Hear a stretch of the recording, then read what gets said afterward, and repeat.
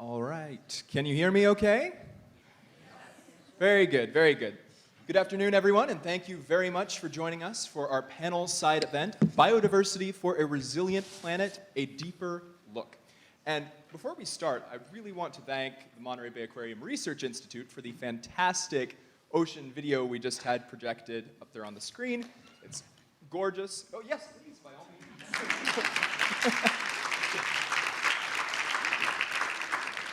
If you'd like to see more of their videos like that, you can find them on their YouTube channel. My name is Brandon Gertz. I'm the communications lead for the Deep Ocean Stewardship Initiative, and I will also be serving today as the panel's moderator. The deep ocean, despite the gorgeous video that you just saw, is often not the first place that comes to mind when we think of natural environments that really have an impact on both the world's natural environment and on human society. But it really, really does make a difference, despite that feeling of being distant and disconnected from our everyday lives.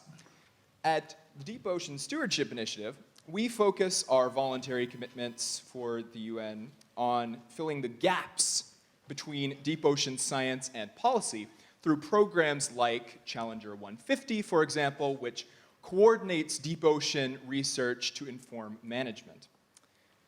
And with the help of our sponsors and partners, we're also hoping to help continue that process of connecting science, policy, and communication here today with our panel and with our expert panelists, which we are so happy to have here with us today.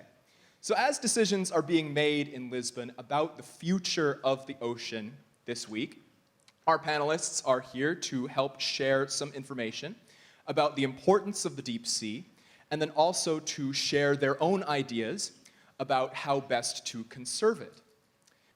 So without further ado, please allow me to introduce said panelists.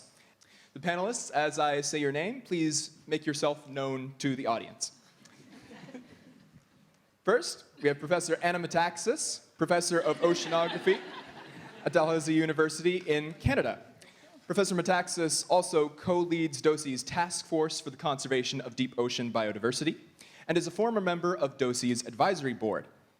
Next is Professor Lisa Levin, Professor of Biological Oceanography at Scripps Institution of Oceanography at the University of California, San Diego. Professor Levin has special expertise in deep sea climate change in particular and co-leads a DOSI working group on the same subject. Our third panelist is Dr. Ana Hilario, deep sea ecologist at the Center for Environmental and Marine Studies at the University of Aveiro here in Portugal. Dr. Hilario participated in the Census of Marine Life as an early career researcher, co-leads a working group on the Decade for Deep Ocean Science with DOSI and its predecessor program In Deep, and now co-leads the officially endorsed Ocean Decade program, Challenger 150. Next, we have Dr. Diva Amon, deep sea biologist, director of the NGO Species, National Geographic Explorer, and our second co-lead of DOSI's Task Force for the Conservation of Deep Ocean Biodiversity. Dr. Amon is also a former co-lead of DOSI's working group on deep sea minerals. Our fifth panelist is Christina Gerde, Senior High Seas Advisor for the Ocean Team of the International Union for the Conservation of Nature, or IUCN. She's also an adjunct professor at the Middlebury Institute of International Studies in Monterey, California, and a member of DOSI's executive team, as well as several working groups.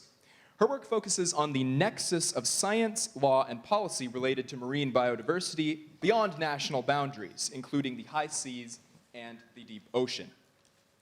Next, I am pleased to introduce Ricardo Sorau Santos. He is a scientist and politician with roles including professor and principal scientist at the University of the Azores, former member of the European Parliament from 2014 to 2019, and former Minister of the Sea for Portugal from 2019 to 2022. And finally, our last panelist today is Angelica Brandt. She is an environmental lawyer from the Seychelles and policy advisor to the Alliance of Small Island States, or AOSIS, former CEO of the Seychelles Conservation and Climate Adaptation Trust, and she currently sits on the advisory board of the UN Decade of Ocean Science for Sustainable Development. So as you can see, our panelists provide a wide range of experience that they will be sharing with us today. And to that end, we are going to take them through 4 questions about the deep ocean. Each question is going to have 10 minutes in which our panelists may answer to whatever extent they wish. And then once those 4 questions have been completed, we will open the session up for audience questions and further discussion. So without further ado, I'd like to begin with our first question, which is, why is deep ocean biodiversity important?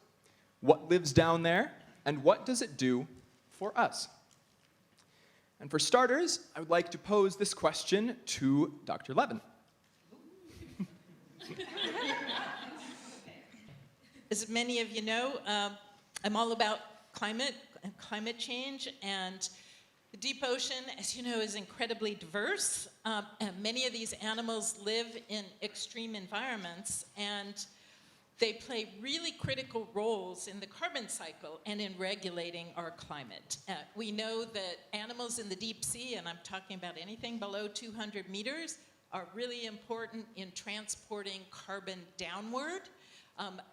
They migrate vertically, they eat, they poop, they're eaten by other animals that make that carbon end up in the deep sea. Other animals on the seafloor will bury that carbon and sequester it so it is no longer in the atmosphere and contributing to global warming. So that's a very important function. And then we have other environments like methane seeps, another one of my favorite topics, where we've discovered that the animals are sequestering the carbon from methane. They oxidize it, and sometimes the microbes turn it into rocks and keep it down there, again, keeping that methane out of the atmosphere, that very potent greenhouse gas.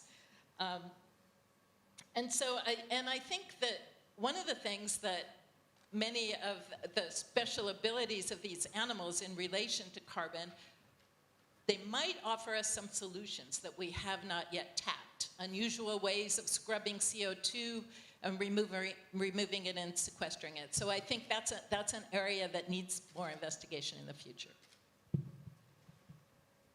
Thank you, Professor Levin. Mr. Santos, do you have input on this topic? Yes. Okay. I will focus on another issue. It's not another issue. Our deep ocean and biodiversity is important, okay? But the issue of the economical aspects of this. We consider the deep ocean not only the seafloor, but all the water column. And in fact, the mesopelagic realm, for instance, is one of the most buried in terms of biomass in the planet. They say there is more mesopelagic or myctophids and other mesopelagic fish than chicken in the world, so imagine that. And they are really very, very important for the feeding of our tuna, which is an economic, commercial interest, our also for the whales, which is also important in terms of our economy. And when we focus on the deep sea, we should bring also the message of its economic importance. I've been on politics for 9 years, 8 years, 9 years, and it seems that you remember this cartoon that all the deep sea biologists used to look from New York, I don't know how it appeared, but most of the people is like in this sea party. I don't care about the deep of the ocean, I don't know why, but I don't. If you want to bring the society where the most important questions for the society are still health, food, safety on aging, we have also to mention the issues of how the deep sea is important for our economies, not on mining, of course, and how it is relevant, because we want also that not only about the beauty of the deep sea that we want very much to show, but the uses of the deep sea in a sustainable way. Dr. Metaxas, would you like to say something on this topic? Sure. So those of you that know me know that I'm all about connections. So I guess the point that I want to bring to this discussion is that the deep ocean doesn't live there on its own in isolation from the rest of the planet. There's one ocean, there's the global ocean, and currents move, and they move resources, and they move food, and they move animals as they move around. So Lisa mentioned carbon that sinks with animals during vertical migration. The animals themselves move down to deep waters and then come back at dusk to feed. We know animals move across the deep ocean during their migrations across the Great Basins. And so there are a lot of connections that occur with the deep ocean that if the deep ocean is endangered, then those connections will also break as well. And so will the health of the ocean and the resilience of the planet. And Dr. Amon. And I think something that's often underestimated is the cultural value of the deep sea and what it contributes to us in that respect. I mean, when we think about the scientific value that we get from the deep sea, when we think about the education and outreach value that we get from the deep sea, I mean, we were looking at those stunning images just before we started, and people are captivated by that. You know, the Nautilus streams, the Okeanos Explorer streams, the Schmidt Ocean Institute streams, all of those get millions of views every year, and that in itself has value. There's also huge historical value. It's a resting place for significant cultural pieces, whether that is, you know, ancestors or even, for instance, shipwrecks and other cultural aspects, fossils and so on. But also I think the last thing that we really shouldn't underestimate is that many cultures globally have spiritual significance in the deep sea, and it's something that we don't talk about enough, and it's, of course, incredibly important. Thank you very much. Are there any other panelists who would like to speak at all on this subject? We still have a few more minutes if anyone would like to comment on the points that were made. Yes. Hi, I just would build off of something that Ricardo said, which is about the mesopelagic. Those who know me also know I've been fascinated by all these crazy creatures that actually swim up and down longer migrations than any other species on the planet. But this is an example of how these creatures are actually providing economic benefits by being undisturbed. They're the ones that are helping to sequester the carbon. They're the ones who are helping to feed the commercial fisheries that we may rely upon. They're the ones that are helping to keep the ocean moving and bringing nutrients down to the deepest part of the ocean.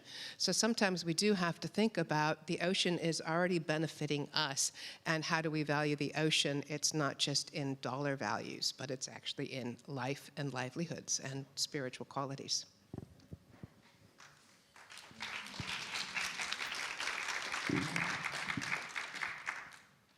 Thank you. Would anybody else like to say anything on this first question? If not, I will go ahead and move on to our second point for the day, which follows from the first question. What are the most important threats facing deep ocean life? And first, if Dr. Levin, you would like to speak on this? Obviously, because you keep calling on me first, you must think that climate change is the most important issue facing society today. Oh, naturally, And extremely important. And it is definitely important everywhere, including in the deep ocean. So we have, as a result of excess CO2 in the atmosphere, we have a warming planet, we have a warming ocean. That warming ocean is leading to loss of oxygen, reduced flux of nutrients, and reduced primary production. That means less food supply to the deep sea. The carbon dioxide entering the ocean is leading to ocean acidification. And all of these things, even though they happen at the surface, they rapidly are making their way into the deep ocean. And I consider this a major threat, but we don't really have the science yet to say exactly the vulnerabilities, the thresholds, what the changes will be. We can almost predict that this will act as a cumulative impact on top of other forms of disturbance from bottom trawling, or disturbance from oil spills, or disturbance potentially from seabed mining. So climate change will make it harder for organisms to recover. It also will compress their habitats, especially the ones in the water column. It will make animals move around, it ultimately will lead to changes in livelihood and tuna fisheries and so on. So I could go on a long time, but I think I should stop and let somebody else talk. We will come back to any more of these points during the discussion. So please, by all means, we can expand on these later. Yeah, actually, I thought of one other. Can I say one more? Yes, of course. Okay, so the other aspect of climate change that is potentially a threat are all the climate intervention methods that have been proposed to remove carbon dioxide from the atmosphere. These are things like ocean fertilization and seaweed culture and sinking. We have ocean alkalinity methodologies. We have OTEC and upwelling and a variety of cloud brightening, and every single one of them will impact the deep ocean in some way. We don't know yet exactly, but that's another looming threat. Thank you very much. Dr. Ammon, do you have a threat to compete with climate change there? So I think most of you that know me know that I bang on about this a lot. But in regard to the deep sea, because of increases in technology, we really are seeing this huge increase in potential extraction from the deep sea. Well, current and potential extraction. And we are now in the next potential year or so looking at the opening of a new industry in the deep sea called Deepsea Mining. This is an industry which potentially will cause significant damage to near pristine, important, and poorly known ecosystems across enormous scales that have never been seen in our ocean before. And this what is happening now is really a rapid and unrestrained expansion of mining into our ocean, and it really is completely at odds with what many governments are here discussing, with what many governments have committed to in lots of international frameworks and national frameworks, and ultimately is completely at odds with the sustainable use of natural resources and ecosystems. And that is compounded by something that Lisa already mentioned. We just don't have enough science to guide an industry of this nature. Many of us on stage and some people in the audience contributed to a paper which came out earlier this year that assessed scientific categories of information related to deep sea mining in areas where mining may occur. And we found that actually there is just 1% of those categories had enough information to be able to guide management effectively. That's the kind of level of information that we are missing. So really, this is something that is certainly a huge threat if it moves forward. It is moving forward rapidly, but there is hope on the horizon. Many of you, again, may know that yesterday there was an event which launched a call for a moratorium, and actually several states, including Palau, have committed to that at the national level. So I think there's a big push for a moratorium against deep sea mining, really to allow that time for a better understanding, for better governance to be put in place, and potentially to allow for innovation away from the need for these metals that many are claiming we need. Thank you very much, Dr. Ammon. Mr. Santos, would you like to bring up a threat that the deep ocean faces? Okay, I think one of the big threats is the not having enough knowledge before having activities. This happened already in the past, like going to fish without sufficient knowledge, and we put in jeopardy some important fishery stocks in the area. But now we learn also that the deep ocean is a kind of a deposit of carbon, and if we disturb the sediments, if we disturb the seafloor, we are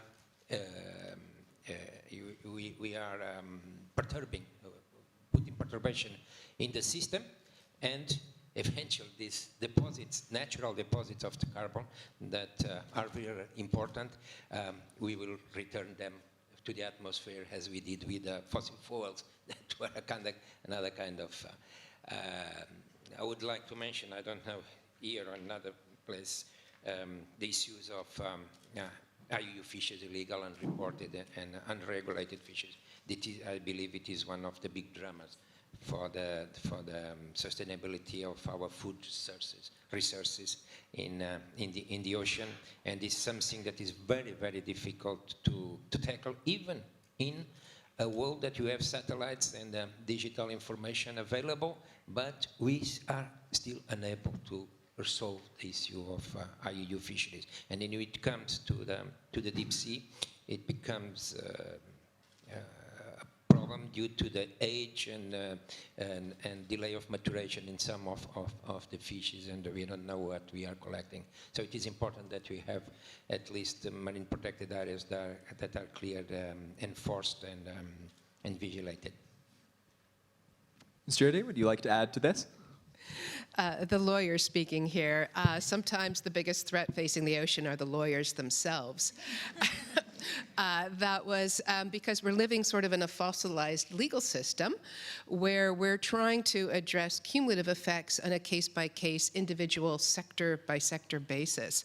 I first started getting interested in the deep ocean when the first iron fertilization projects were being proposed back in 2007, but also when they were continuing with deep sea bottom fishing in an unregulated manner.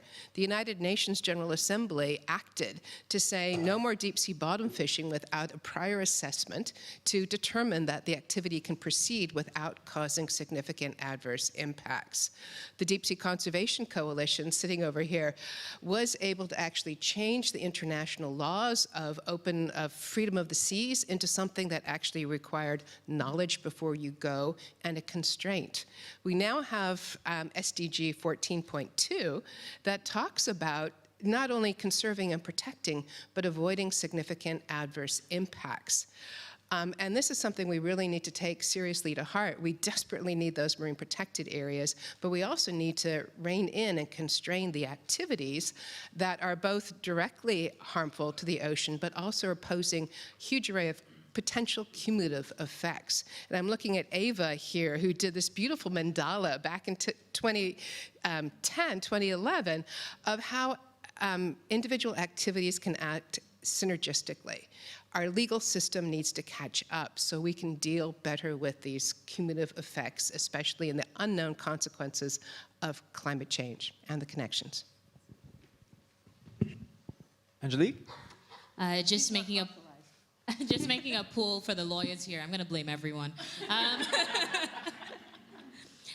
So I think one of the biggest, well, let's start with some law to begin with, Christina. I think that's only fair in the room of scientists or predominantly scientists. So very simplistically speaking, when we look at an offense, it can be both by action and omission. And I find that one of the biggest threats facing deep ocean life is both by human action and in many instances omission as well. Choosing or not acting, whether it's fast enough or at all. So I think it's important to highlight that there are many opportunities. We're all here today, whether it's in relation to the deep sea bed mining discussions that are taking place in Jamaica. There are actions that we can take. Diva has spoken about the moratorium, or whether it's getting the regulations on the environmental regulations there on time, whether it's curbing our greenhouse gas emissions and dealing with climate change, whether it's tackling IUU fishing. These are all happening because we're not acting fast enough or doing enough, or in some instances, taking the wrong action. So I just want to say that we do have an opportunity to do what we need to do. We're just not doing it. And I think one of the biggest threats facing the deep ocean life, therefore, is humans in general, but there's probably a special place for lawyers.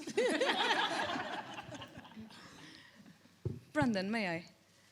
Yes, of course. I was not going to say anything because I knew Diva would talk about deep sea mining and Lisa about climate change, Ricardo fisheries. Christina, I didn't know she was identifying lawyers as a threat. But picking up on Angelique's point, I think really the reason why we don't care or omit is because we don't know. And Ricardo stole my line when I was thinking here. What's actually the most important threat is lack of knowledge. And the lack of knowledge is on the base of all these problems. And we're going to go back to it during this session, I'm sure. But I think this has to start to be put all on the way of our threats, on the top of the list of the threats. Because we've all talked about it. independently of the human actions we're talking about. It's knowledge.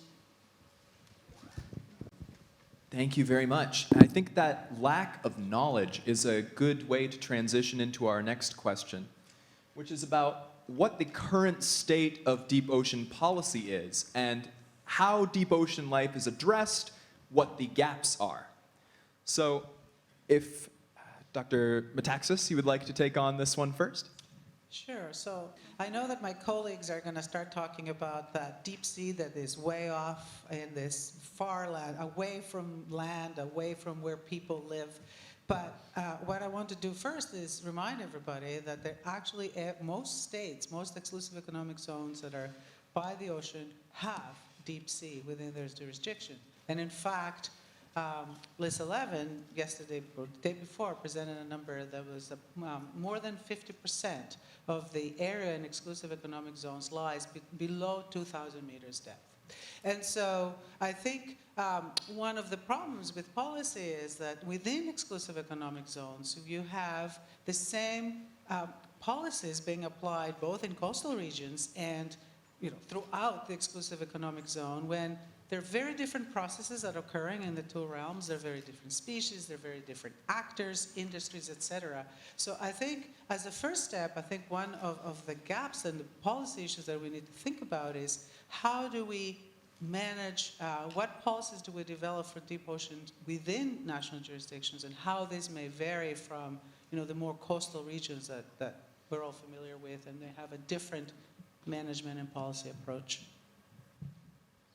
Ms. Popno? Just to build on that and situated within a small island developing state, very recently in Lucy, I hope I'm getting the dates wrong, right? I mean, probably going to get it wrong. But it was in 2019 that for the very first time, the Seychelles was able to get the research vessel, the capacity, the right partners to be able to start mapping the ocean below 200 meters. Lucy, just shout if I'm getting anything wrong. To be able to map the ocean beneath 200 meters. So one, when it comes to understanding the exclusive economic zones, it's being able to have access to whether it's your own internal capacity or partners' capacity to be able to assist with knowing what's out there. Because of course, without being able to understand, measure what you have, then how can you actually take informed decision? But I think the next step that's also worth understanding is, as I often say to my scientist friends, explain it to me so I can understand, is this whole issue of once you have the data, communicating it, whether it's written, whether it's orally, in a way that policymakers can digest and understand, and then understand how to make decisions from that data or knowledge generated. So I think this is still a persisting gap. I know I have seen some of the reports that have come out, and unless someone sits me down and takes me through it, I'm not sure what I'm looking at. And let alone just understanding what you're looking at, but then being able to use it to make decisions is even another step. And these are challenges that persist, and they're, in my opinion, acute in small island developing states where there's a lot of persisting capacity constraints. Thanks. Thank you very much. Dr. Levin? Thanks. Okay, I'd like to bring us back to climate, and of course, basically, and I want to really focus in on policy gaps. We know that management of the high seas and the deep seas and the international oceans very siloed at the UN, and we have the UNFCCC basically addressing climate change. However, the states that are part of that convention really only have jurisdiction out to the edge of their EEZ. And there is no voice for all those deep sea organisms and deep sea ecosystems with respect to climate change and the impacts of climate change, how they'll be affected by it or by our efforts to counter climate change. And so this is, I believe it's truly a policy gap. we don't have governance mechanisms right now, except for ocean fertilization. None of the other climate intervention methods really have any kind of government mechanism that extends down into the deep ocean, right? I don't think the FAO or the CBD is necessarily going to tackle the consequences of climate change or climate change intervention. So I see that as a policy gap. Maybe the BBNJ treaty could address that through designation of marine protected areas that take into consideration climate change, or through environmental impact assessments that require any activity, including intervention, climate interventions to address impacts. But right now it doesn't look like BBNJ is going in that direction. Thank you. Ms. Jordan, please. Thank you. How many people know what BB&J stands for? Wow, okay. All right, so for those who don't, I did see a few non-hands. BB&J is the marine biodiversity beyond the limits of national jurisdiction. So we're talking about beyond 200 nautical miles from shore or beyond the extended continental shelf. The United Nations has been considering, studying, and finally negotiating a new treaty under the Law of the Sea Convention for the conservation and sustainable use of marine biodiversity for, well, I'd like to say half of my life, but a large part of my life. And we are on the verge of concluding this treaty, hopefully in August of 2022. So when we talk about what is the state of deep ocean policy, we are talking about, for the high seas, top of the water column all the way down to the sea floor. But we are in a complex legal system. But what we're hoping to get out of this treaty, and we could if governments actually live up to their commitments on high ambition, is to create environmental impact assessments, strategic environmental assessments that would apply to any proposed new activity, including ocean fertilization, marine cloud brightening. We need to be addressing activities that don't just take place on the high seas, but also can affect biodiversity on the high seas, as well as some of the proposals for sinking sargassum weed to the deepest part of the ocean. We critically need strong, robust environmental impact assessment procedures that address any activity that has the potential to affect marine biodiversity beyond national jurisdiction. And of course, we need to continue on those marine protected areas, networks of marine protected areas, to address the connectivity between what is happening within national jurisdiction and beyond. And one of the critical gaps, and I think we'll get to that in the next question, is of course this capacity to understand, to inform, and to explore, and to study, and even exploit marine species, including marine genetic resources.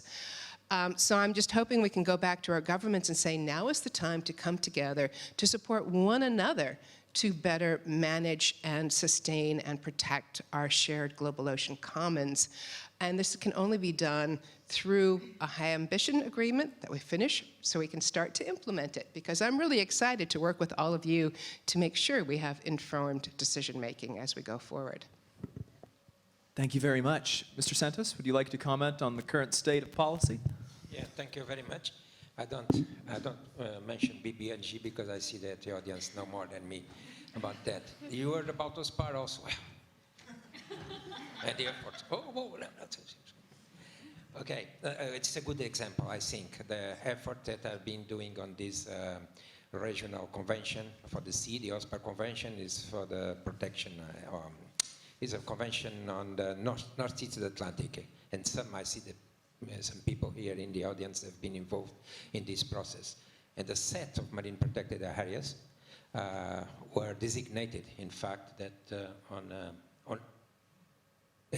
last one was approved in the last meeting of the ministers of the OSPAR that happen every 10 years in September. It is the biggest marine protected area of the pelagic realm, as the seamount, it's called Sedlov, or I don't remember. Oh, is the name, you know? Sedlov. Yeah, more or less. And big efforts are being done by the parties of OSPAR to designated marine protected areas beyond national jurisdictions, and even in the deep sea, in the open water. I would like also to mention the case of Portugal. As you know, I come from the Azores, and the cliffs are immediately on the coast. It is a area since 2004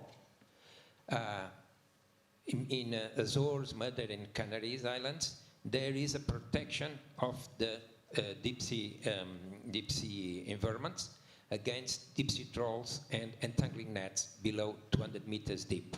And this functions, in fact, as a marine protected area.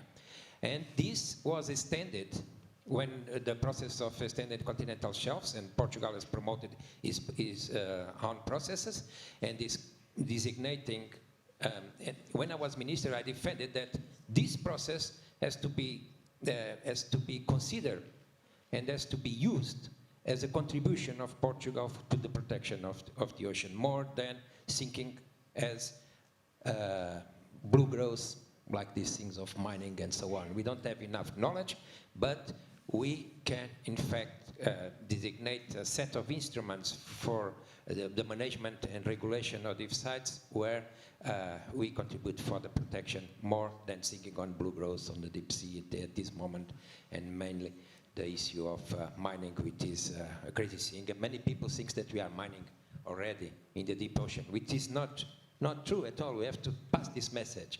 And we were close there to Sorau, Papua New Guinea, but in fact the cultural issues and religious communities in this area has inhibited this process. Another one that is, I think, is going on, another marine protected area that connects Seychelles and Mauritius is, how do you call this seamount? Which is beyond national jurisdiction on the extended continental shelf, and these two countries are cooperating for the knowledge and designation of protected areas. So we have also some good, nice and positive examples. Thank you, Mr. Santos. I'm Dr. going to Hilario? lower the mood again. Again. Because from my point of view, the biggest gap is the lack of investment in on ocean science per se, deep ocean science in particular. And we cannot implement good policies that are effective without them, again, being based on good knowledge. And you can only have this knowledge if you invest in education. And if you ask me what's the current state of deep ocean policy, I think it's a bad state. There's no investment on policies. And we've been hearing, we were here for 2 days now, and everyone is talking about investing in ocean science. It's the ocean science decade. And I hope it's really going to happen. And I hope that something positive comes out of this week and all these events, because we're not going to move forward without proper investment in priority areas, and the deep sea should be considered one of those. And in fact, if I can comment on this, because that links the two, and it's what Ricardo was suggesting was talking about the Nexus MPA in the OSPAR region, and the lack of data. So in fact, Murray Roberts, who's in the audience from the University of Edinburgh, is leading this effort now, because the conservation objectives for Nexus were very much based on birds, seabirds.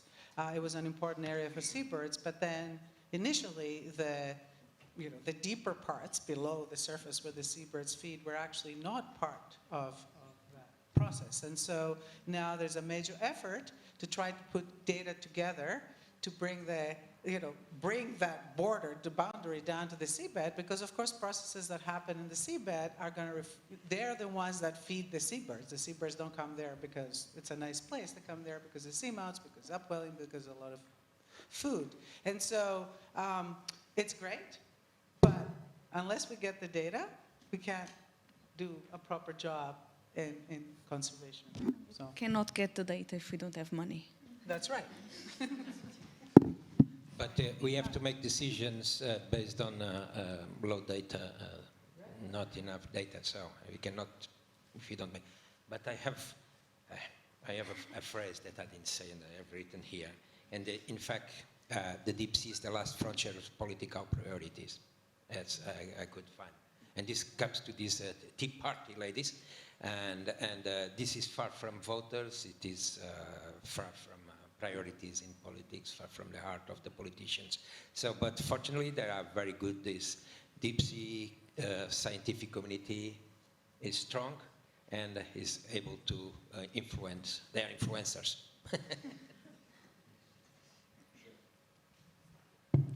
All right. Thank you very much, everyone. We've been through the basics of how the deep ocean supports life on the surface. We've gone through the challenges that the deep ocean faces, as well as the current state of policy. So to bring everything all together, I'd like to advance to our last main question before the discussion, which is what is an important step we can take, either in policy or science, to help conserve deep ocean biodiversity equitably? And to start this one off, I would like to ask Ms. Popenoe if you have a response to this question. I have a long list of responses to this question. I will try and keep it brief, otherwise we might be here all afternoon. So in terms of important steps that we can take to help conserve the deep ocean biodiversity equitably, and I think equitably being the most operational, well, the operational word there, as I read this question, I will focus first on BBNJ, given that we have a room of people who are well versed in BBNJ. One of the things that's always worth knowing is the status quo. You know, who is actually participating right now, if at all, in conservation of deep ocean biodiversity? And for what reason are some countries, actors, not being able to participate? And it's becoming very clear that capacity constraints and technology is one of the biggest constraints. And this is why, well, before we get to BBNJ, I think we have to go back to the Law of the Sea Convention. And now you have to get your treaty out. Come on, everybody. Unclosed PDF. No, I'm joking. I know some of you are like, I've got it. So if we've got a part 14, if we look at part 14, everything is there as to the capacity building and technology transfer that should have been made. Yet it hasn't happened. And we see the BBNJ agreement as a possibility of really trying to bridge that gap, trying to propel the action that is required. And in order to do that, I, to my mind, anticipate a very robust section on capacity building within the agreement. It must be one that has a body that is in some way at least responsible with some level of, whether oversight is too strong of a word, but at least being able to track what capacity building initiatives are being done to support countries, in particular small island developing states, of course I would say this, countries to be able to build their capacity, being able to track technology transfer, whether that's actually happening, but also putting in place a way in which that body, that committee, whatever it becomes, is able to actually monitor and see that there's actually being the long-term outcomes that we're setting out to achieve through this capacity building and the technology transfer is actually being achieved. If we don't have those key central points, we will not have a robust capacity building framework, and there's something, this is what it will result in. Exactly the same thing as we have today. Some countries will just not be participating. We will have a situation where those with the technology, those with the capacity will be running wild in the wild, wild wet. Running wild, and things will not fundamentally change. And I think, especially as small island developing states, being very much the custodian of the ocean, The only way for us to have that equity piece, the only way for us to be able to effectively participate, we need that robust framework within the BBNJ agreement. There are many other things that we need. In order for things to be equitable, Diva, if you could put in a plug on the declaration, that'd be great. Okay, perfect. I'll leave it there. Diva's got my back on the next point. Thanks. We'll hold you in suspense for that for a couple minutes. First, Dr. Metaxas, would you like to speak on the solutions? I think one important step would be for the world, humanity, to recognize that ocean is, take a holistic view of the ocean. There's one ocean, everything in the ocean is connected, life is connected in the ocean, between the ocean and the land, between the ocean and the atmosphere, and the same goes with coastal states, across coastal states, the high seas and the coastal states, and across states that are developing. And so we just need to step back and think of our oceans as one ocean that works best when works together. And so that will give equal opportunity and equitable access to the resources, to the capacity, to the use of the ocean. We have one of them. And I think with just both policy and science, if we remember that, I think we'll do quite a lot better. Jerde?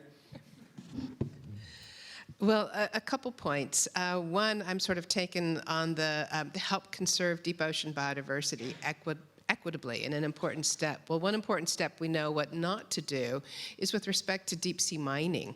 I went into sort of the world of deep sea mining with this wonderful sense of optimism of a legal framework that was designed to enhance knowledge, to share economic benefits on an equitable basis with developing countries. And also a commitment to ensure effective protection of the marine environment from harmful effects.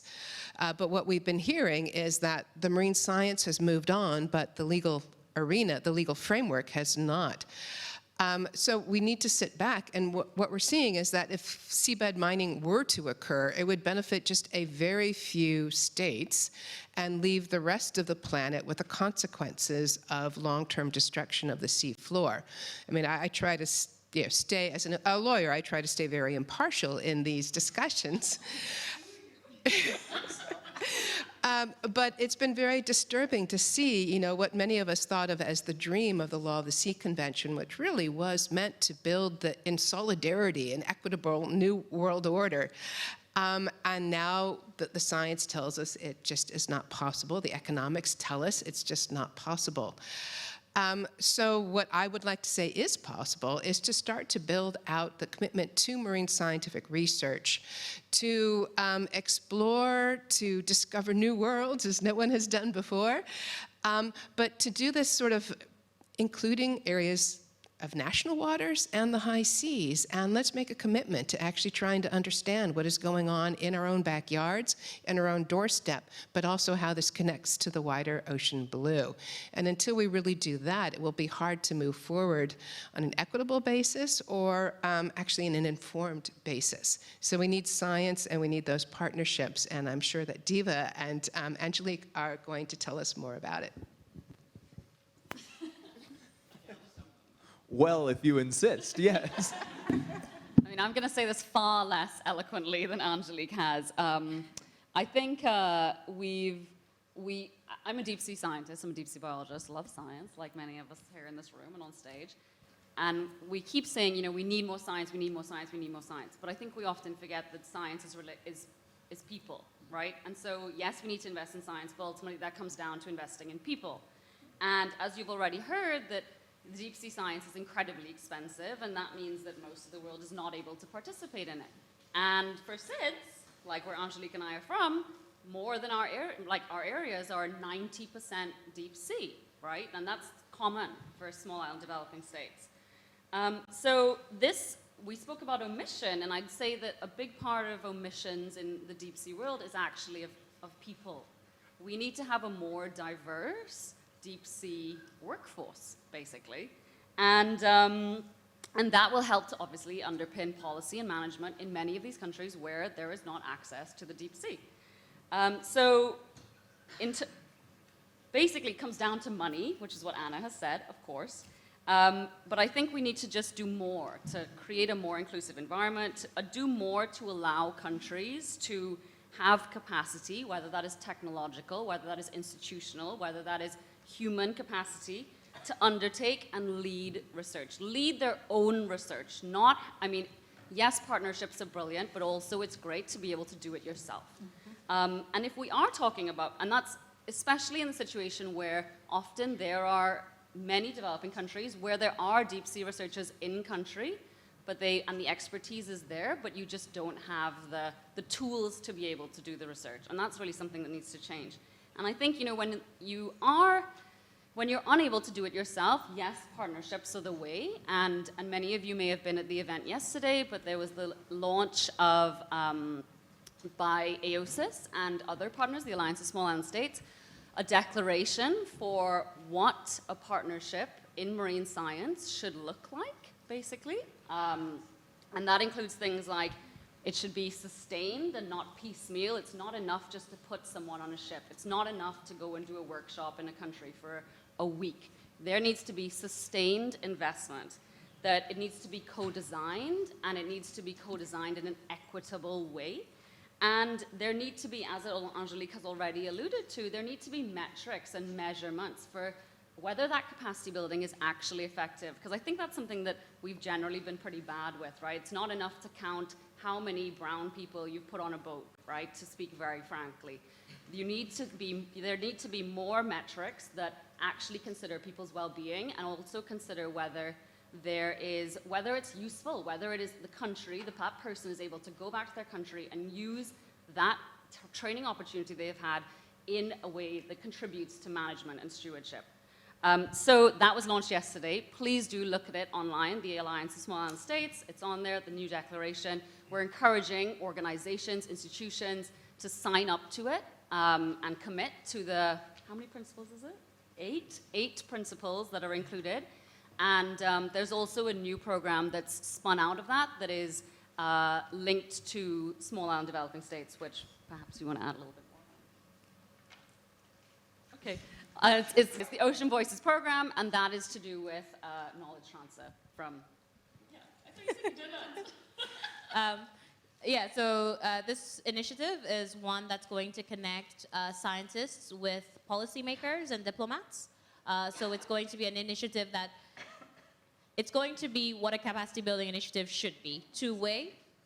It's going to be where there's learning from the scientist to the policymaker and policymaker to the scientist.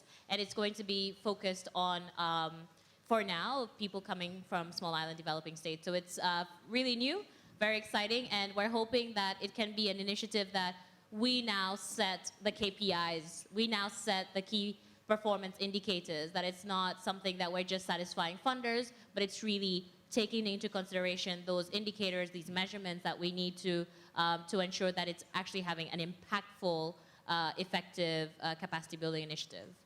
But lots of information on the website, and happy to connect later on, both Diva and I, I'm sure. Thanks.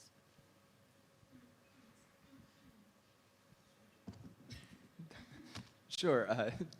Dr. Levin, if you have something short, and then Mr. Santos, if you'd like to comment. Okay, super short. What is an important step we can take in policy to help conserve deep ocean biodiversity, tackle and solve the climate change problem? And the most vulnerable, and this will solve a lot of problems for a lot of vulnerable states. Yeah, you were short. Thank you very much. So, as you have been saying, we need knowledge and information and data. And the fact that instant access to data is only true for 1/4 of our planet. There is a huge gap when we talk on information infrastructures in the ocean. If I go to anywhere, I have this, I know if a car is stopped there, the policeman is there, radar is there, everything is on land. We have a lot of information due to the digital. And the digital revolution is in fact spreading around the world, but is not in the sea. We don't have enough information. There is a gap on the digital ocean. And this is something that we have to give a big thought. If we think that 90% of changes of information, instant access, messaging, data, is through our submarine cables, and we don't have boxes with sensors and nothing connected with these submarine cables.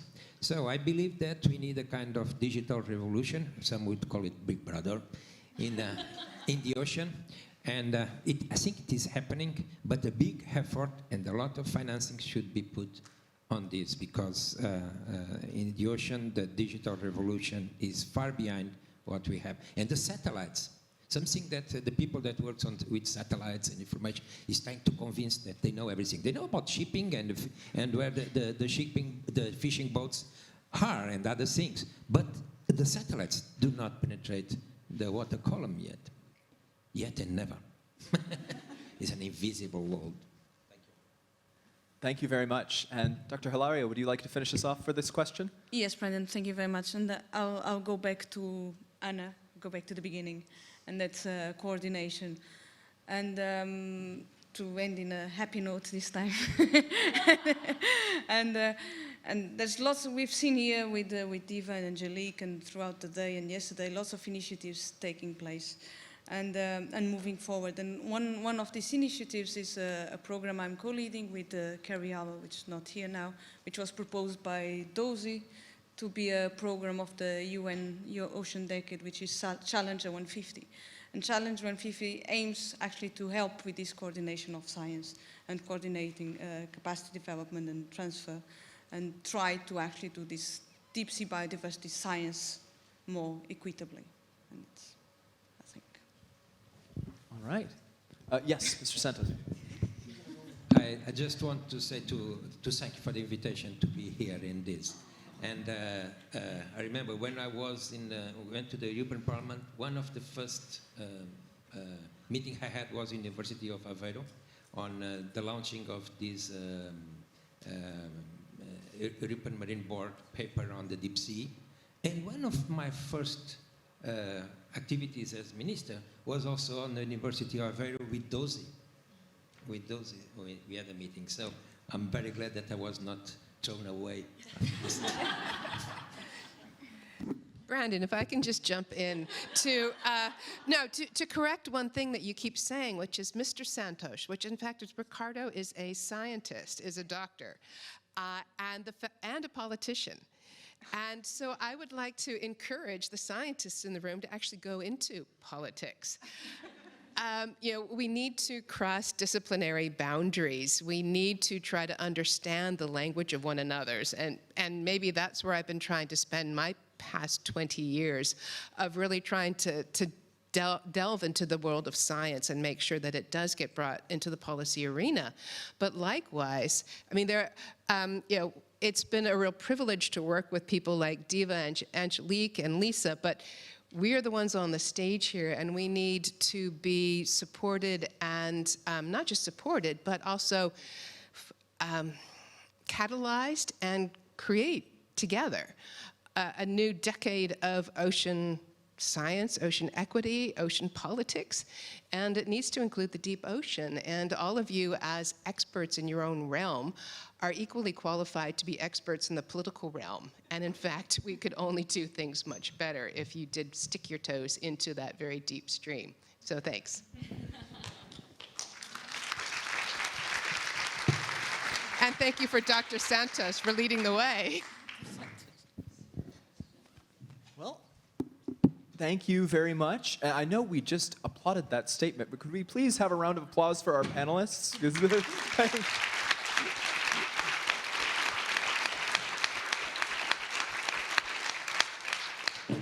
So now, since we've reached the questions from the audience portion of our event today, We know that being at the conference involves a lot of sitting, a lot of being very still. So what we have today is a throwable microphone for question and answer that our co-lead, Dr. Maria Baker, will be slinging.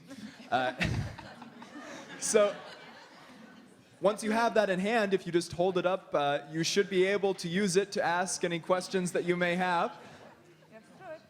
Bravo. So please go ahead, and our panelists can answer as they like. There, I think it's working now. Okay, thank you. I just have to say that this has been such an inspiring panel, and I'm so honored to be in the room with so many knowledgeable minds on the deep sea. My name is Kaja. I'm the youth representative from Norway through the Sustainable Ocean Alliance. I come also from a deep sea science background and have now jumped into the NGO world. So yes, please jump and talk to our politicians. They really need more information. I think I'm facing a really big challenge in my country because Norway is currently in the opening process of an area of 600,000 square kilometers in the Arctic for deep seabed mining. It's absolutely shocking, and they've only put 2 years for the impact assessment, decision to be made this spring. And I'm facing this challenge where I go out and I talk to our public and I talk to the politicians, and I see that this deep sea is still being perceived as a desert, as an ocean area where there's no life, and I'm trying to show all these videos. So do you guys have any great ideas for how do we raise public awareness of how important the deep sea is beyond kind of the forums of us deep sea nerds and enthusiasts? Thank you.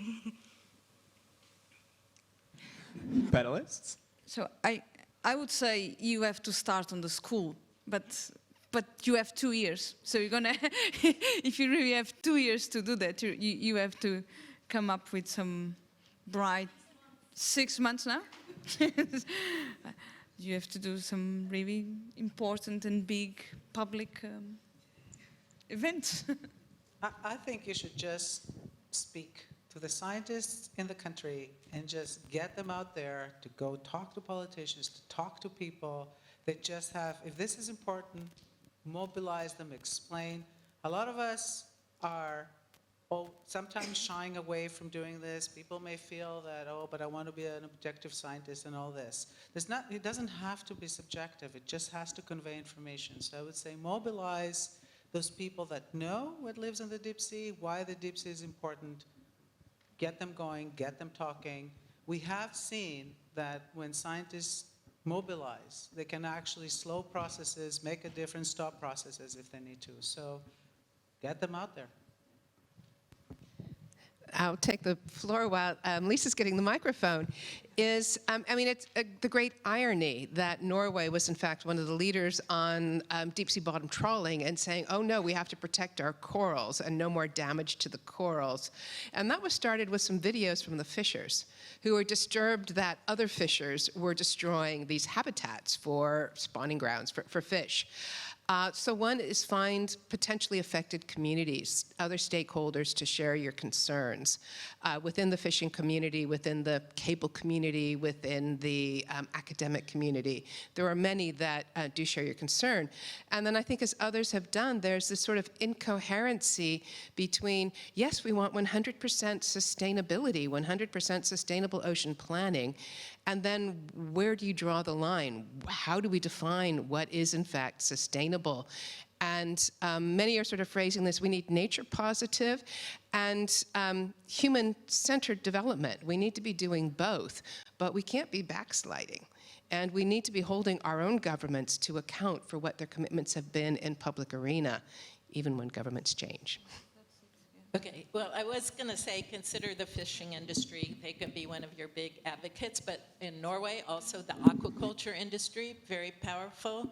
And think outside the box. Visit religious institutions. Get some industry, some of the major Norwegian industries. Talk to them. Get them to advocate on your behalf. And I just want to add, I might get thrown off stage for this. You know, I think you're up against really tough conditions. That desert myth is being propagated by lobbyists for the mining industry, for all of, destructive industries, and it's hard. right? And given the time frame that you're working with, yes, you need to talk to policymakers because ultimately they're the ones, decision makers, they're the ones making the decisions, right? But yes, it's get scientists in the room, yeah, like all of, get allies, but actually I think given the time frame you have, civil action is really important, right? Like, it can't, we're seeing it with climate change. It was hard for science to get the message through, and we are seeing this growing momentum globally, of course, growing civil action, and that is only going to continue to mobilize and mobilize and mobilize. And I think ultimately that's what it's going to come down to in a large respect.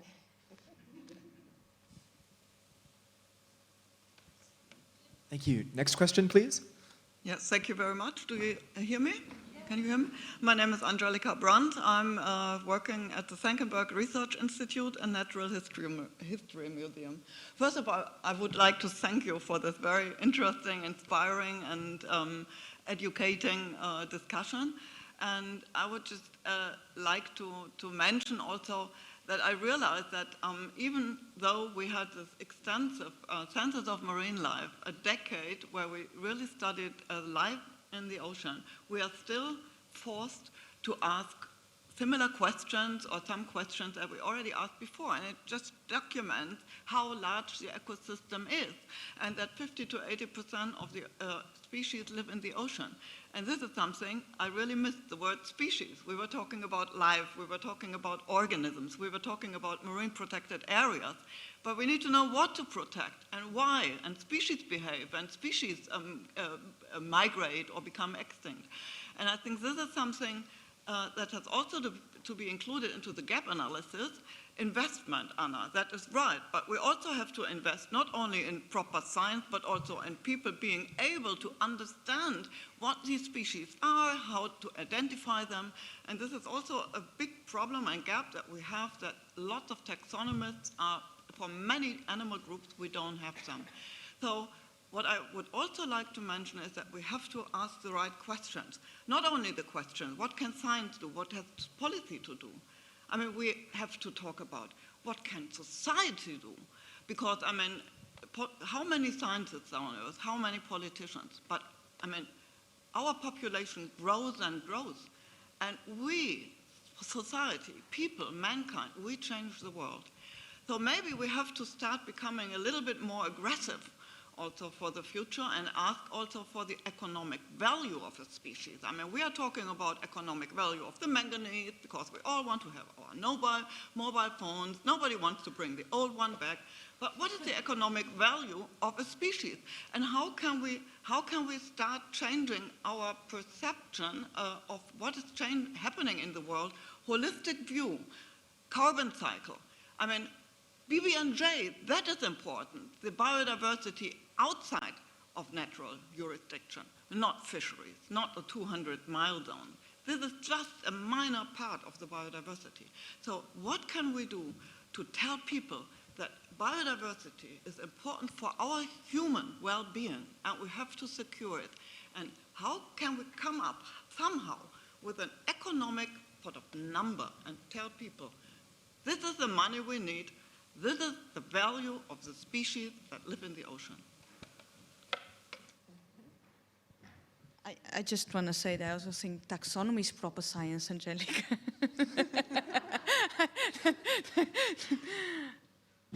Yeah, you're right. And I'm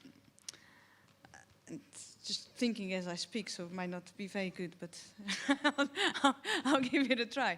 I think we need to value nature and species and biodiversity for that, and maybe not giving a number, because then we might enter a very dangerous arena. If someone comes with a higher number, then you're down again. So I'm just, lots of people talk about ecosystem valuation and biodiversity valuation. Me personally, I have doubts if that's the good way to go, because if there's something that is more valuable, if you start putting numbers on everything, then just maybe a bit dangerous. Thanks, everybody. It was fantastic. And Anna, while I've got the microphone, if anybody would like to contribute to the NACES MPA, we'd love to hear from you. Thank you. Email me. It's active right now, and it's, yes, driving us bananas. So thank you, everybody. It's been wonderful. When I listened to these interventions, and Angelica, it was fantastic, everything that you said. I reflect on a project that we ran a few years back, just asking people what they thought of the deep sea across the North Atlantic. We valued the ecosystems. We did a lot of good academic work. We wrote papers about this. I have the same concerns, actually, Anna, as you do. But the bit that really hit home to me, when we ask people what they value the deep sea for its own existence rights and the intergenerational importance. They want to see a healthy deep sea for their children and grandchildren. Now, this kind of surprised us. We were cynical, I think. And therefore, getting that message out that DOSI is so very good at and sharing the wonder of the deep sea, I think, is probably one of the major priorities, and sometimes keeping it simple. So when I give lectures in Edinburgh, I often reference back to Michael Soule, and what he told us would just situate just the positions of the normal, what we should regard as normal. And it's really simple when you break it down. You know, complexity is good, and biodiversity is good, evolution is good, and biodiversity has an intrinsic value. So that's my soundbite, but I do have a question. We have, rightly or wrongly, divided biodiversity and climate. There was a wonderful workshop in the COVID era. It was at the end of 2020. I think possibly some of the panel were involved, but if not, I'd love your reflections kind of on dealing with the consequences in the international sphere of having divided biodiversity and climate. Oh, okay. Well, it's not just in the ocean or the deep ocean. Biodiversity and climate have been divided in all policy, but there's a recognition that that should not be the case, and that you can't tackle climate change without considering biodiversity, and you can't tackle biodiversity loss without considering climate. The IPCC and the IPBEST program have held a joint workshop to address this, but it's just the beginning. So you've all heard the buzzword, the ocean climate biodiversity nexus. That's a true thing. We have to mainstream climate and biodiversity in every single decision we make in the ocean. Yeah, the other challenge is the fact that we started sectorally. And that's both at the international level as well as the national level, because obviously you have traditionally your Ministry of Environment, your Ministry of Climate, which sometimes is with the Ministry of Environment, but not always, and then your ministry responsible for ocean, which could be a whole separate ministry.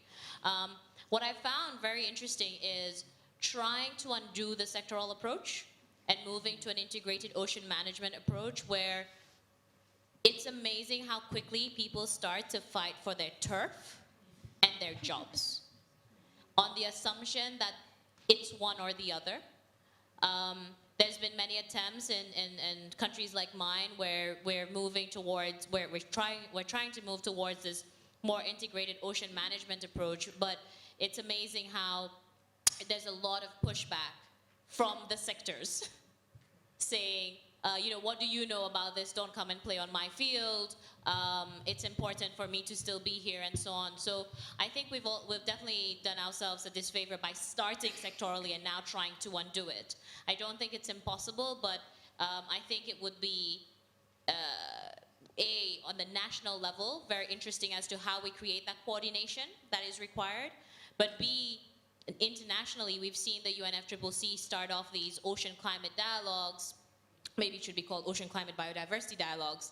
And we're trying to see a strengthening of the nexus, but there's still, and this is, in particular amongst member states, the feeling that we've created these silos and we want the principles of these institutions and the way we work to not fundamentally change. And I think with BBNJ, we actually have an opportunity to see how we can move the needle. How far we will get, I think, is a interesting question. If I can add to that, it's interesting. So there is a Nexus Assessment that IPBEST is in the process that just started. And the Nexus is supposed to look at different 2 or 3 or 4 higher level interactions between biodiversity and food, health, etc. And climate was not included because it was not a sector. It was a factor that will affect it, and so let's keep it out. But, enough people in the room pushed, and it's now in. So it's part of the nexus. And so I think it's often what happens in this processes, what I'm just becoming a little bit more familiar with, is that parties feel that, oh, that's part of CBD, we're not touching it. Oh, that's part of IPCC, we're not touching it. So I guess if the lawyers, coming back to the lawyers, can help navigate that separation of Well, this is where we bring us back to BB&J and the agreement. There's a provision for strategic environmental assessments. And if you actually use the strategic environmental assessments as a tool to try to look into the future of where is climate change taking us, where is climate change taking the biodiversity, where is climate change taking the fishery resources, and include the sectors in asking the questions, defining the questions, and hopefully involved in understanding and being part of the research, then if we can theoretically get a better cross-disciplinary, cross-sectoral understanding of where the ocean is going, then we may, in fact, get better decisions coming out of it that will infiltrate into the various sectors. So the first step towards integrated ocean management is integrated ocean knowledge management, and the strategic environmental assessments that can be a very powerful part of the BB&J agreement could play a fundamental role. So here's hoping.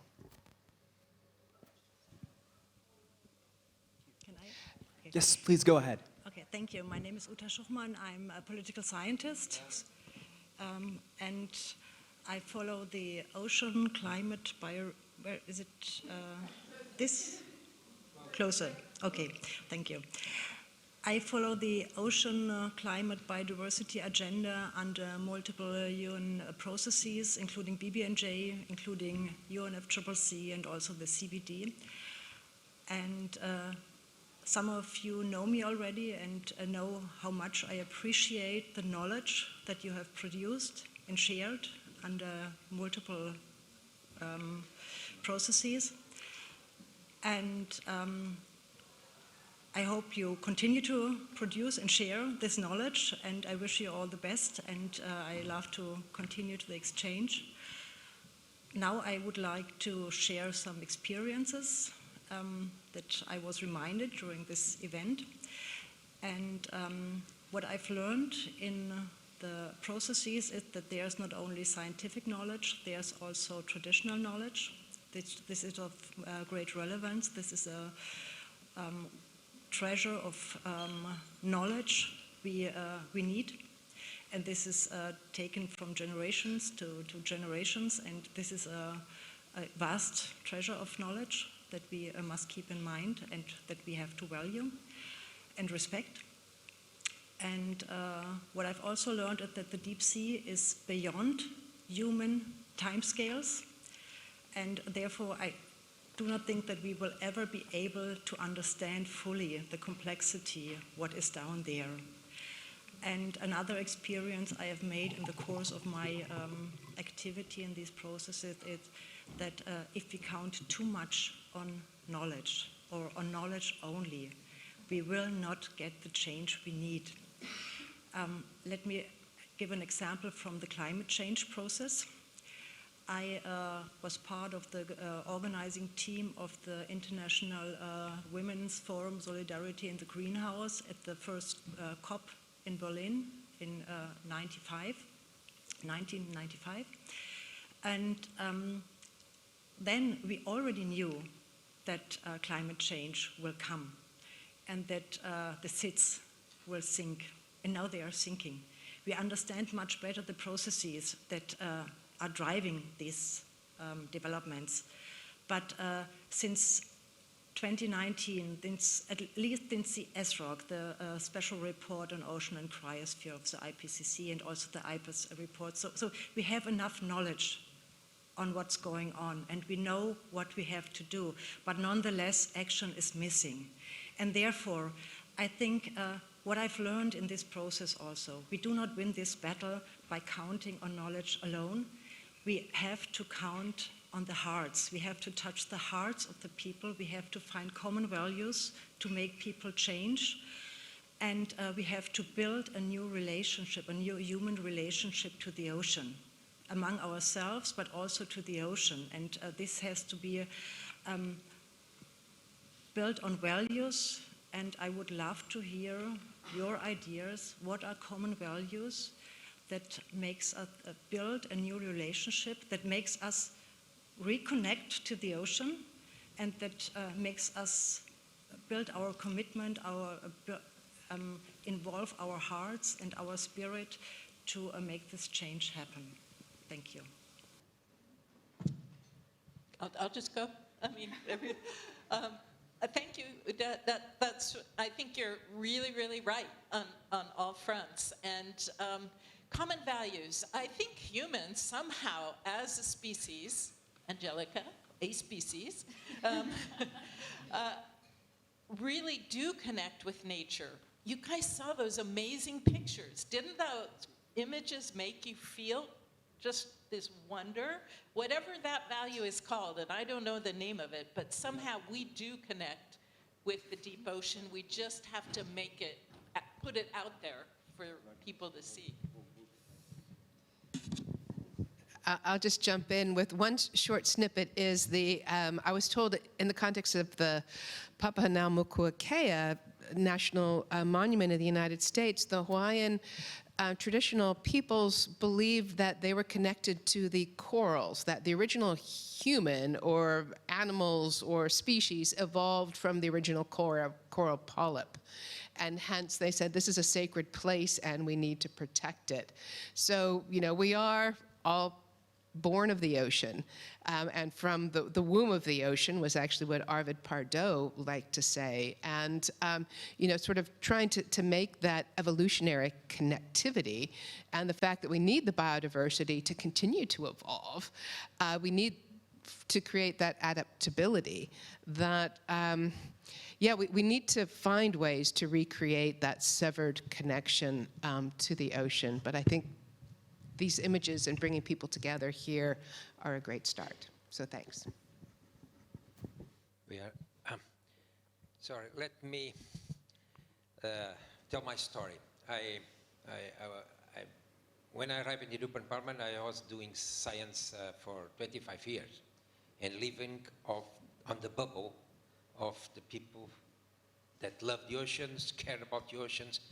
And it was when I arrived there, the first year, I had a bleeding of my narcissism. I thought everybody was real interested in the ocean. And when I arrived there, 700 members of the European Parliament, it was very difficult to bring the issues of oceans to the politicians. So it's another, and even to the society is more difficult. And I had to deal with this. And I had to deal also with the idea that I had been living in a bubble, with people, talking with peers, and not talking to the outside and bringing others. And this makes me think that we have, in fact, to come out of this bubble and talk with the society in general. If I look to the last 2 elections here in Portugal and before that, we talk about health, we talk about social security. There is not one discussion about oceans and the sea, and we are a maritime country. And when I was in the European Parliament, I also joined a kind of think tank that is called Transatlantic Partnership Network. Is Americans, Citibanks, Walt Disney, big companies, and Europeans also, big companies, and the members of the European Parliament. It was so difficult to bring the issues of the ocean on the discussion. We were discussing China. We were discussing on the transatlantic partnership, discussing China and things like that. And one day I had the lucky to have a dinner, and someone was the COO of Walt Disney, and he was interested in sharks. But that's the most close I could go, sharks. And the most close. So it's, but I think that during since 2015, the issues of oceans in the politics and the policies have changed. For 30 years of development, sustainable development, since the OCDA to this one, it was the first time that an objective was created about the oceans. And when we go to the IPCC, their report on the oceans was only in 2019. And the global assessment of the United Nations of the oceans that began around 2015 is now 3 years, is going on already on the third edition. I think that is changing, in fact, the scenario on policies for the ocean. And it has changes from Paris 2015.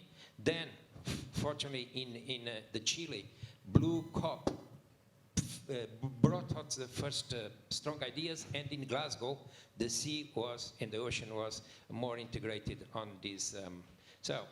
But we have to come out from our bubble, and in fact, finance. Today there is a meeting about finance, and the enterprises have to be brought, and we have to work more and more with them. Thank you very much. Actually, we're going to have one more very brief question and answer before we... I will be very brief. Very brief. Just, first of all, thank you for the content of your discussion and the way that you carry out. The communication is quite helpful. I was quite shy of taking the floor because, one, I'm a lawyer, yeah, and B, I'm a politician, okay? Yes, but I'm a politician that's going the other way around from politics into science. And if I have to take something back home, I'm from Chile, by the way, is the fact that I listen to you, and when we talk about biodiversity and deep ocean, one thing that I take home, which I knew is intuitive beforehand, but is we need to know more about the ocean, about science, before taking decisions. And that seems obvious. But for a long time, we didn't do that. But I'm optimistic by nature, otherwise I should be doing something else, okay? I have to be optimistic, and I think that science has gained grounds on the taking decision process. I can talk about Dr. Santos, talk about the COP in Chile, the blue, the oceans. This is something that we are listening finally. We're not quite there yet. And I know what is going on with the High Seas Treaty and the lawyers and everything, but we have to push harder. I mean, we have proposed in Chile recently, we have like 43% of our oceans are protected in different ways. Okay, but that's within our exclusive economic zone. But now we're proposing that in the South Pacific, we have the Nazca Reach, goes beyond the national jurisdictions, and that's something that I know is not going to be easy. But at least I gain time, and we are proposing to a moratorium or at least 15 years' time for not doing mining in the seabed. So we give time to science to do their work. Finally, Dr. Santos, you said that you were in a bubble, something like that, and then you went into politics. I will urge you, all of you, or the younger generations, to go into politics. Go into politics with your science, with your knowledge, and occupy a space that is there. It's there, believe me, it's there. I'm retiring soon, I'm quite old, I'm 60 by the way, so I'm retiring from office, if you will, but I think that the younger generations, if they strike a chord with politics today, is the environment, is sustainability. That's the only thing that motivates young people in Chile to go into politics. And I think that the way that you present, easy, rational, is the way forward. So thank you very much.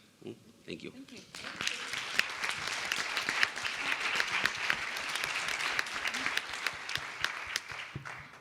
All right. Thank you very much for joining us today, everyone. We really appreciated having you all here to take a deeper look into these deep ocean topics. I think it's clear that connections between the deep ocean and the surface, between lawyers and policymakers and scientists, are all going to be very important in moving this process of appreciating the deep ocean forward, of regulating the deep ocean, of protecting the deep ocean. So thank you for joining us. Thank you also to our partners and sponsors for today, without whom we could not have put on this event. And I hope that you have an excellent day and a very good rest of your conference. Thank you very much.